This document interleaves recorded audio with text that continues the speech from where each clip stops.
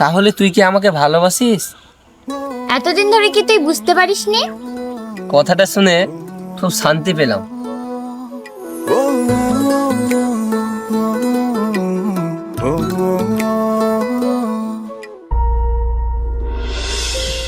আমাদের আদরের বোন বর্ষা, আমাদের 3 ভাই নয়নের মণি। শুধু কি নয়নের মণি, আমাদের 3 ভাই জানের জান। মা মারা যাওয়ার পর বর্ষাকে একটু কষ্ট পেতে দিইনি। আমরা 3 ভাই অনেক কষ্টতে বড় করেছি। আমাদের যতই কষ্ট হোক, আমাদের বোনকে আমরা কিছু বুঝতে দেবো না। আর আমাদের উপর যতই বিপদ আসুক না কেন, আমাদের বোনকে আমরা বুকে আগলিয়ে রাখবো। ভাই তোমরা কি করছো? কি করব বল, তোর কথাই হচ্ছিল। কি কথা বলছিলে তোমরা? তুই হলি আমাদের অনেক আদরের বোন, তুই কষ্ট পেলে আমরাও কষ্ট পাই রে। আয় বোন, এখানে এসে বল। ভাই তোমরা আমাকে ছোটবেলা থেকে কোলে পিঠে মানুষ করেছো, মা বাবার অভাব বুঝতে দাওনি। তোমাদের আদরে আমি মা বাবার কথা ভুলেই গেছি, মা বাবার কথা আর মনেই পড়ে না। বোন, আমাদের 4 ভাই বোনের যেন সারা জীবন ভালোবাসা অটুট থাকে, আর আমাদের ভাই বোনের কোনোদিনও যেন ভালোবাসা না ভেঙে যায়।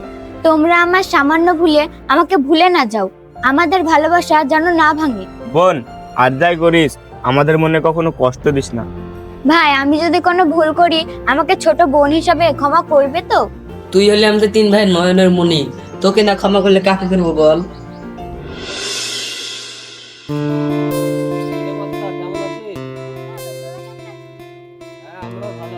হ্যাঁ হ্যাঁ, খুব ভালো আছি। চ তাড়াতাড়ি, নাহলে কলেজে পৌঁছাতে পারবো না। চল তাহলে। হ্যাঁ চল চল, না হলে কলেজের গেট বন্ধ করে দিলে আবার ফাইন লাগবে। হ্যাঁ তাড়াতাড়ি চল, আর একদিন আমার কাছে 500 টাকা নিয়েছে, তাড়াতাড়ি চল। বর্ষা, তোর ভাইরা তোকে খুব ভালোবাসে তাই না রে?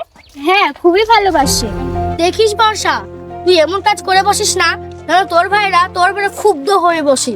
হ্যাঁ তুই ঠিকই বলেছিস, বর্ষাকে ওর ভাইরা যেভাবে ভালোবাসে না, আমারই হিংসে হয়। অনেক কথাই তো হলো, আমরা যেভাবে হাঁটছি কলেজ কি পৌঁছাতে পারবো? তুই ঠিকই বলেছিস, আমরা যে ও কচ্ছপের মতন হাঁটছি, এইখানে হাঁটলে তো ফাইন দিতে দিতে শেষ হয়ে যাবে।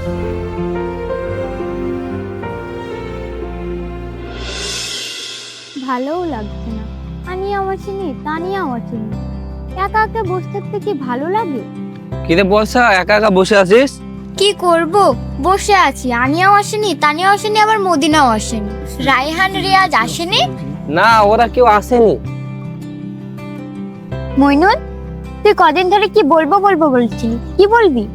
না মানে, না মানে কি হেতু করছিস, কি বলবি বল? অনেকদিন ধরে একটা কথা বলবো বলবো ভাবছি, কিন্তু বলার সাহস পাচ্ছি না, কি করে যে বলি। আরে অত হেতু না করে কি বলবি খুলে বল। তোর ভাইদের ভয়ে সাহস করে বলতে পারছি না রে, কি করে যে বলবো।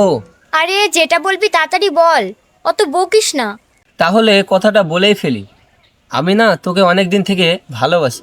কি, এই কথা বলতে তোর এত ভয় লাগছে? ভাবছিলাম যদি তোর ভাইদের জন্য আমায় না ভালোবাসিস, তাহলে আমি। পাগল কোথাকার, আমার ভাইরা তাদের জীবনের চেয়ে আমাকে বেশি ভালোবাসি, আর আমি যেটা বলবো ওরা সেটাই শুনবে। তাহলে তুই কি আমাকে ভালোবাসিস? এতদিন ধরে কি তুই বুঝতে পারিসনি? কথাটা শুনে খুব শান্তি পেলাম।